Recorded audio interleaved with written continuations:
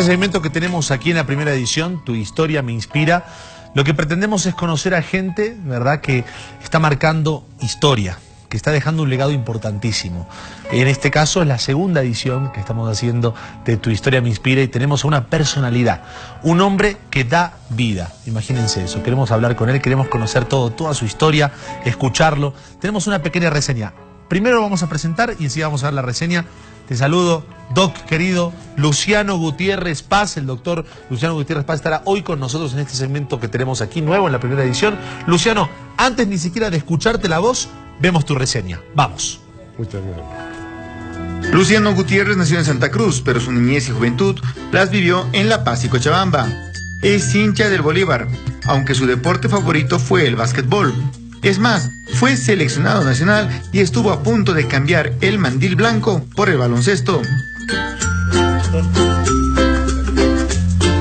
Hoy, sin embargo, no se arrepiente de su decisión. Siempre estuvo vinculado con la medicina. Su padre también era médico y desde muy joven buscó y abrazó esta profesión con mucho cariño, pese a que un test vocacional le señalaba la carrera de Derecho. Mientras estudiaba medicina, trabajó de auxiliar de enfermería y también de instrumentista. Es más, recibió su primer niño sin haber terminado la carrera de medicina. Era en la época de la dictadura y el universitario Luciano Gutiérrez estaba junto a la partera en el hospital. El médico no podía acudir, ya que en esa época había toque de queda. Su especialidad la hizo en la Universidad de Montevideo, Uruguay. Al volver al país, trabajó en el Hospital Juan 23, primero ad honorem y luego como médico de planta. Su inquietud por conocer nuevos métodos lo llevó a poner su propio consultorio y más adelante formar el Centro Vida, donde desde hace 18 años da esperanza a las mujeres y a las parejas que por alguna razón no pueden embarazarse de forma natural. Su calidad como médico y su calidez humana lo han hecho merecedor de varios premios y reconocimientos. Por eso hoy, el doctor Luciano Gutiérrez es una inspiración para muchos bolivianos. Sí. Me quedo con esa frase final de Iván Gutiérrez que decía que eres una inspiración para muchos bolivianos. Yo conozco muchos amigos que gracias a ti han podido agrandar la familia, les has cambiado la vida. Entonces, gracias por estar aquí con nosotros. Queremos que nos cuentes absolutamente todo. Desde el comienzo de tu vida, un legado importante ya que viene de tu padre. Evidentemente, en primer lugar, muchísimas gracias a todos los amigos de ATV y a los televidentes. Muy buenos días. Un honor poder compartir contigo estos minutos. Decirte de que, evidentemente, mi vida ha sido muy linda. En primer lugar, quiero empezar agradeciendo a Dios de darme vida. Tuve una enfermedad, un cáncer, pero a Dios gracias estoy bien y estoy con vida. Estoy muy feliz, agradecido de tener una linda familia, de tener lindos hijos, de tener lindos pacientes, excelentes pacientes, ¿ya? Excelentes amigos. Y debo decirte que de mi lista negra solamente una paciente la tengo en tantos años de profesional que no le guardo ningún rencor, la entiendo, la comprendo porque como madre sufrió. Me hizo una vez un daño por el Facebook, diciendo que fue una mala atención que yo le brindé, sí. Cuando evidentemente pasó el tiempo y se dieron cuenta de que no era absolutamente nada relacionado con la obstetricia, ni nada relacionado con la neonatología, era una enfermedad metabólica que tenía el bebé. Y aparte de eso, buenas experiencias. ¿Qué se siente, antes de hablar de tu papá, porque tengo unos datos de tu papá que son muy interesantes, qué se siente poder cambiar la vida de una familia? Porque yo imagino que deben llegar parejas, ¿verdad?, desesperadas, ¿no? Sabemos que el no tener hijos puede incluso llegar a romper los matrimonios, ¿no? ¿Qué se siente eso, poder cambiar la vida de esas familias? Bueno, antes debo decirte de que evidentemente yo sufría mucho cuando no podíamos brindarle ese sueño a una pareja. Sí. Y mi hijo, Luciano también que se llama, claro, me veía sufrir. Entonces, él después hizo la especialidad y me dice, papá, hay muchas cosas que nos faltan en Bolivia. Y le dije, sí, evidentemente nos faltan, pero también nos falta un recurso humano muy capacitado. Entonces fue así que mi hijo me dice, papá, haremos tal cosa, y lo he apoyado. Y en este momento, sin temor a equivocarme, Lionel, debo decirte que tenemos un centro de reproducción asistida, sin temor a equivocarme, está entre los mejores de Bolivia, por no pelearme con mis amigos, ¿ya? pero estamos con mucho éxito, estamos con unas tasas del 50% de embarazo. Qué lindo. Como nivel bueno. internacional. Antes no llegamos ni al 10%, estábamos por ahí, pero ahora ya tenemos la satisfacción de estar contando con un 50% de éxito. Y lo que dice Leonela Ahumada nos dice, ya las pacientes bolivianas ya no necesitan irse al exterior para hacerse un tratamiento, porque aquí hay toda la tecnología. Y también agradecer a la Clínica Talento, que nos ha dado un apoyo muy importante para poder dar una comunidad y atención a los pacientes. Enseguida me vas a contar algunas anécdotas que quiero escuchar de estas familias que has logrado agrandar tú, Luciano. Pero aparte de eso, queremos comenzar con tu historia y la herencia familiar. Tu papá era doctor. Mi papá era médico, evidentemente, y debo contarte una anécdota. Yo tenía más o menos 5 años. Sí. Y él me llevaba al hospital. Y ahí me empezó a gustar y me decía, no, te voy a dar unos pesos si me acompañas al hospital. Y yo lo acompañaba al hospital porque iba a recibir unos pesitos. Pero ¿cómo pasa el tiempo? Cuando mi hijo tenía 5 años de edad, le decía, hijito, acompáñame a pasar visita. Y hace unos días estuve con una paciente y me dice, Luciano, no puedo creer que tu hijito que me iba a dar el alta a la clínica, que tenía 5 años, ahora ya es un profesional y está contigo. Entonces son satisfacciones, evidentemente, que se van cultivando y estoy muy feliz de tener a un colega a mi lado. Tú tienes una beta social importante, haces muchas actividades, ¿verdad?, en beneficio de la comunidad, y también entiendo las hacía tu papá, ¿verdad? Tenía unas, si no me equivoco, los fines de semana daba una especie de charlas abiertas, ¿verdad? Es un consultorio. Él ha sido abierto. nombrado Patricio Cruceño. Bien. Entonces ha sido reconocido por la Central Obrera Boliviana, tiene un diploma que lo conserva mi hermano menor, y dice, esta es la mejor herencia que voy a dejar a mi hijo, reconocido por el pueblo cruceño. Él desde que llegó al Brasil fue el beneficiado de una de las vagas brasileras, fue a estudiar, y todos los sábados en la tarde dedicaba atención médica gratuita a la gente pobre. Wow. ¿No?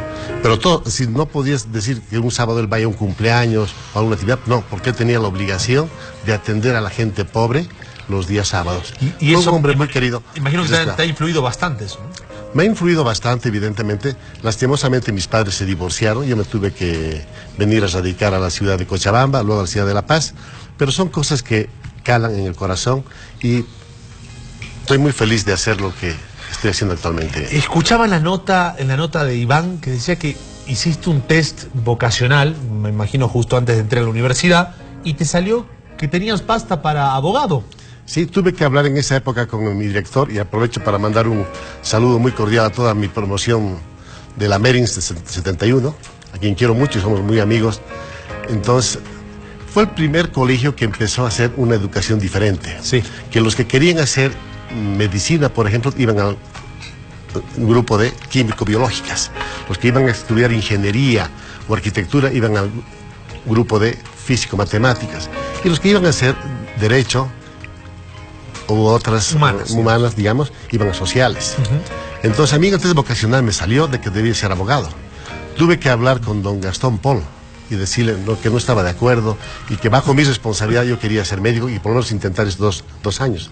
Y es así que cada día que empecé a leer más medicina, me gustó la medicina y sigo leyendo medicina y sigo superándome y quiero seguir superándome porque la tecnología va avanzando, no se nos podemos quedar. No, por supuesto. Entonces, y todo pensando en la mujer, en ese ser tan maravilloso que tenemos. Claro que sí. Aquí en Bolivia. Le has hecho al deporte, has sido basquetbolista y entiendo incluso has competido internacionalmente.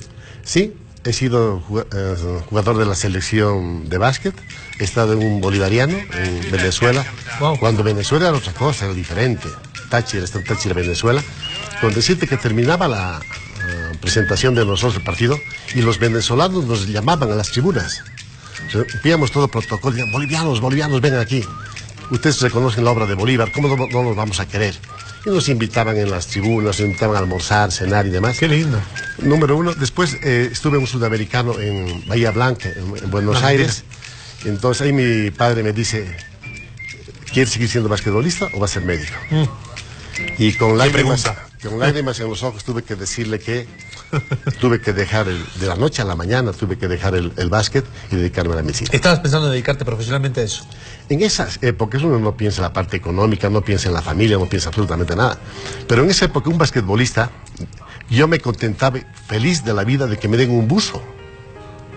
El buzo, nada más, no nos pagaban. Había equipos que no te daban el buzo. ni te daban la zapatilla. Ya, ahora sé que ya les dan zapatillas, equipan mejor a los jugadores, pero en esa época no daban nada. Entonces ahí me dijo mi padre, vas a poder vivir tú del básquet y mantener una familia si quieres ser basquetbolista. Entonces evidentemente le dije que era muy difícil. Hace 18 años que tienes a tu cargo vida, ¿verdad? Que estás dedicado al tema de la fecundación, hace 18 años. Y antes de eso, ¿cuál era tu especialidad, Luciano, dentro de la medicina? He hecho la parte de ginecología, como todo ginecólogo. Como todo ¿no? ginecólogo. Veíamos ginecología, obstetricia, he hecho perinatología, el embarazo de alto riesgo, que eso me ha dado muchas satisfacciones, muchísimas satisfacciones, porque es un enfoque de ver la obstetricia de una forma muy diferente. Evidentemente, el 80% de los casos no pasa absolutamente nada durante el embarazo. Pero hay un 20% que se complican los casos. Claro. Y ahí uno tiene que estar muy atento a ver las complicaciones que pueden pasar más adelante o no tener esos malos momentos, decirle lastimosamente tu bebé se ha muerto, ¿no? Entonces estamos con una tecnología de punta, observando el crecimiento, el desarrollo del bebé, haciendo el flujo de la placenta, el flujo del cerebro, cómo están las arterias cerebrales, si ese bebé no está sufriendo y en qué momento saberlo sacar. Mi profesor decía, a veces el Valium tiene que tomarse el obstetra, no la paciente, porque realmente hay momentos que uno tiene que tomar la decisión adecuada para poder interrumpir un embarazo, sacarlo al bebito, que ese bebito esté con la madre. En estas casi 2 décadas de trabajar con tu centro Vida y con la fecundación, imagino que debes tener unas anécdotas invaluables, ¿no? Deben haber llegado a ti mujeres que estaban buscando bebés hace muchos años, ¿verdad? Tener un hijo y no podían y contigo lo encontraron. ¿Me quieres contar algún caso? No, son muchos. Sería injusto decirte que no pasemos, ¿no? La verdad que cuando estamos manejando el problema de la reproducción, una situación que nos está caracterizando es como la tratamos a la paciente no como una paciente más, la tratamos como una familiar más. Hacemos todo lo imposible para que esa paciente quede embarazada. Y esa es una gran satisfacción porque debo agradecer también a mi hija que me da un apoyo muy importante. ¿Tu hija también trabaja contigo? Mi hija es psicóloga y al ver que yo sufría también seguramente con toda esta situación, no le he dicho yo, tienes que estudiar psicología. Ella es la que un día me dice, papá, quiero estudiar psicología para ayudarte con tus pacientes. Y también, el momento que no quisiera ser obstetra, cuando el niño está con malformaciones, Lionel, sí, y decirle a la mamá que tiene el niño una malformación no es nada fácil. No, seguro. ¿No? Entonces, en ese momento pido ayuda a mi hijo para confirmar el diagnóstico y también pido ayuda a mi hija que es psicóloga para que ella hable, entienda de qué son accidentes que ocurren. O sea que es integral, no solamente digamos el aspecto médico, físico, sino también el aspecto psicológico. Se ha hecho, la verdad que se ha hecho integral, es decir, claro, hemos ido creciendo poco a poco y nos hemos ido uniendo. La única hija que tengo fuera del país y ha estado en Barcelona, está con otras cosas, pero que es la gerente, la que nos está guiando, nos está siguiendo, es mi hija, la menor Alejandra, pero también está pendiente de lo que ocurre en el centro y también festejando los triunfos que tenemos, porque a veces una de sus amigas no se podía embarazar, y mi papá, qué lindo, mi amiga está embarazada, y así cada día estamos felices y contentos de las cosas que hacemos. Luciano, Diego, sí, perdón. ¿Me puedo meter? Claro, por supuesto. ¿Sí? Perdón. Por supuesto, bienvenido. Doctor, primero felicitarlo por su trabajo. Es un gusto tenerlo acá. Muchísimas Entre gracias. tantas virtudes que tiene, Pregunto después de ti. vamos a aprovechar. Claudita, Entre tantas virtudes que tiene, doctor, yo quiero destacar una, que usted es bolivarista. Entonces, me han dicho que uno de los requisitos para que puedan nacer en el centro que tiene usted, es que los niños sean bolivaristas. Dale, que quede bien claro. Sí. ¿Ya? Los bebés, los que están en futuro, los que van a nacer y los que están en proceso, son bolivaristas. Sí o sí. Se firma un documentito. No. Me refiero a los varoncitos. Claro. Sinónimos de que son bolivaristas. Y si es mujercita, es del otro equipo. Ella puede elegir. Eso que quede claro. Ahí la elección está abierta.